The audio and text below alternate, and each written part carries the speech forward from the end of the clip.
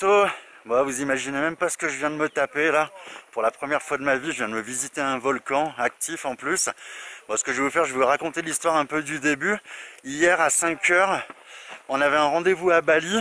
Là, on s'est tapé 4 heures de voiture pour rejoindre la pointe ouest de Bali, juste en face de l'île de Java. On s'est pris un ferry, la traversée a duré 1 heure pour donc rejoindre l'est de Java. Et là, on a 55 heures pour se taper 2 volcans consécutifs. Oh putain.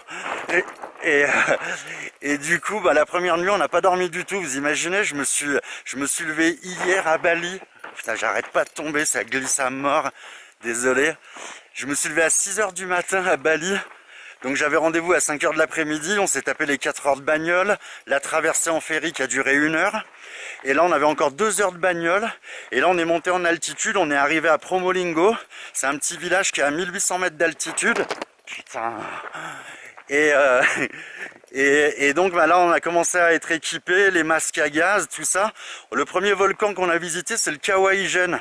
Le Kawaïjen, il y a une particularité dans ce volcan, c'est qu'il y a un phénomène naturel qui se passe, et qui se passe qu'à 2 endroits dans le monde. Il y a un endroit qui est en Alaska, et le deuxième qui est ici sur l'île de Java. C'est qu'en fait on peut voir des flammes bleues. Du feu bleu quoi en fait. Donc c'est dû aux émanations de gaz, dû au soufre. Et du coup voilà, ça fait des flammes bleues. Alors en fait on a commencé le trek à 1 h du matin. On est monté, on en a pour 1h30 de marche. La première heure, elle était super intense. Et la dernière demi-heure, ça allait, c'était un peu plus cool. Mais après, il faut descendre à l'intérieur du cratère. Il y a à peu près 700 mètres à se taper.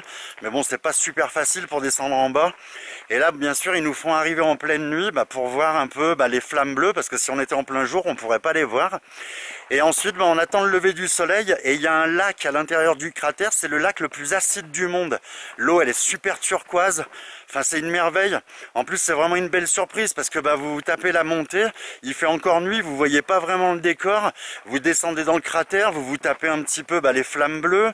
Vous regardez un peu le soufre jaune qui sort liquide et qui se solidifie à l'air libre. On a rencontré un peu les locaux, des mecs qui cassent du soufre en bas, puis il y a des porteurs qui ramènent ça au village. Ils sont payés une misère, les mecs, ils ramènent des 40 et les plus forts, ils arrivent à ramener des 70 kilos. Donc c'est vraiment impressionnant à voir. Et là, du coup, mes potos, là, on redescend. Et puis, on reprend la bagnole et on va aller à... Comment ça s'appelle? Semorolawang. Semorolawang. Et là, on va aller se visiter le volcan Bromo. Donc là, ça va être complètement différent au niveau du décor.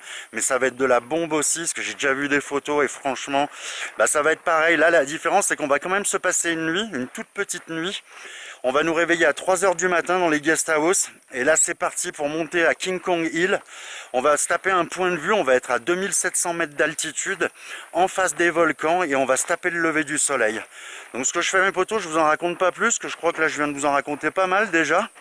Et puis là, on redescend, on va prendre les bagnoles, on se casse. Du coup, on se retrouve plus tard dans la vidéo, mes potos.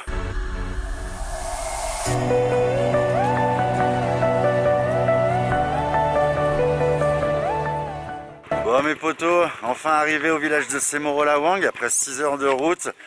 Franchement j'ai très peu dormi depuis le début, mais bon ça a été super intense, mais tellement magique le Kawaïjen. Vous venez de voir dans la vidéo, c'était quand même pas mal. Et là je vais profiter un peu de la fin de journée pour visiter un peu le village vite fait. Et j'ai un repas à 6 h. Je vais aller me coucher le plus tôt possible, histoire de récupérer un minimum, parce qu'on va venir me réveiller dans ma chambre à 3 h du matin. Là on va prendre les jeeps. Et on va monter sur le point de vue à King Kong Hill, à 2700 mètres d'altitude. On va attendre le lever de soleil pour profiter un peu de la vue sur les volcans. Et ensuite, on va descendre dans la caldeira, puis on va monter sur le cratère du volcan Bromo qui est actif. Donc là, je pense que ça va être vraiment super beau et complètement différent du volcan Kawaïjen. Donc voilà mes potos, je vous laisse et puis on se donne rendez-vous demain matin. A plus. Good morning mes potos. C'est 3 h du matin, là je suis dans un petit boui-boui, je vais me prendre mon café. On va venir me chercher en jeep et là c'est parti pour le volcan Bromo.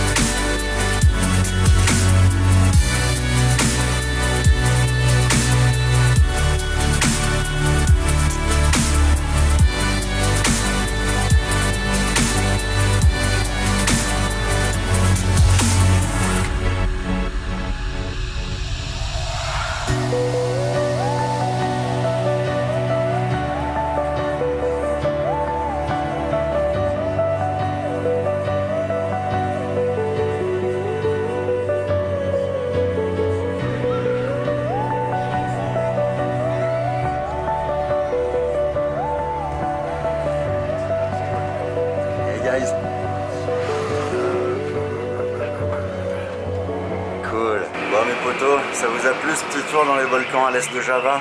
Moi franchement, après le National Park de Komodo, voilà, ça a été le deuxième moment le plus magique du voyage. Je m'en rappellerai toute ma vie, quoi. En plus, ça a été sympa de prendre ce petit tour. D'habitude, je suis pas trop tour, je préfère faire les choses par moi-même. Mais là, j'ai entendu parler de la réputation de cette agence qui s'appelle Indo Travel Team. Le patron, il s'appelle Pierrick, c'est un Français. Donc au niveau organisation, c'est vraiment de la bombe, que ce soit les guides, les gens qui conduisent les minivans, c'est vraiment des super pilotes, les mecs. Les guides parlaient super bien anglais, ils étaient tous super sympas. L'organisation, franchement, rien à dire, c'était top. Et puis voilà, tu payes au départ et puis t'as pas de surprise ensuite à l'indonésienne, genre où tu te retrouves avec plein d'autres trucs à payer au dernier moment. Donc franchement, ça a été magique. Et comme je vous disais au départ, mes potos, quand on voulait visiter le volcan Bromo, on devait monter au point de vue King Kong Hill au début pour avoir le lever du soleil sur les volcans. Et ben la veille, au moment du repas, ils nous ont dit, nous les gars, on va vous le faire faire décalé aux touristes. Donc nous, en pleine nuit, on est monté sur le cratère du volcan Bromo, on a attendu le lever du soleil. Ça a été magique de se faire le lever du soleil ici. On n'était que notre groupe, donc on était une toute petite dizaine. On en a profité pendant à peu près 1h30. Et là ensuite, on est monté à King Kong Hill et là on a vu des centaines de touristes descendre du point de vue pour venir sur le volcan Bromo. Il devait être 500 minimum. Et nous, on est monté donc au point de vue King Kong Hill. Et là, arrivé là-haut, on s'est encore retrouvé tout seul, que notre groupe. Donc franchement, Indo Travel Team, chapeau, quoi. Vous pouviez pas faire mieux. On se demande même comment ça se fait qu'il n'y a pas d'autres agences qui ont l'idée de faire ça. Enfin, franchement, Pierrick, t'assure vraiment, c'est vraiment de la tuerie ton tour, quoi. Donc voilà mes potos, si un jour vous venez en Indonésie, si vous voulez vous visiter ces volcans, vous pouvez vous le faire par vous-même ou bien vous passez par l'agence Indo Travel Team et vous verrez, vous serez vraiment content, quoi. Enfin voilà mes potos, là j'ai pris le train ensuite, j'ai eu 9 heures de train pour arriver à Yogyakarta. Alors c'est pas Jakarta, qui est la capitale indonésienne sur l'île de Java. Là c'est la deuxième grande ville de Java. Yogyakarta, c'est la ville culturelle d'Indonésie et la ville étudiante. Et autour, il y a des temples bouddhistes, dont le temple Borobudur, qui est le plus grand temple bouddhiste au monde, donc que je vais aller visiter. Donc voilà, je vous laisse mes potos, et puis on se retrouve dans la prochaine vidéo pour la visite de Yogyakarta et des temples bouddhistes autour. A plus mes potos.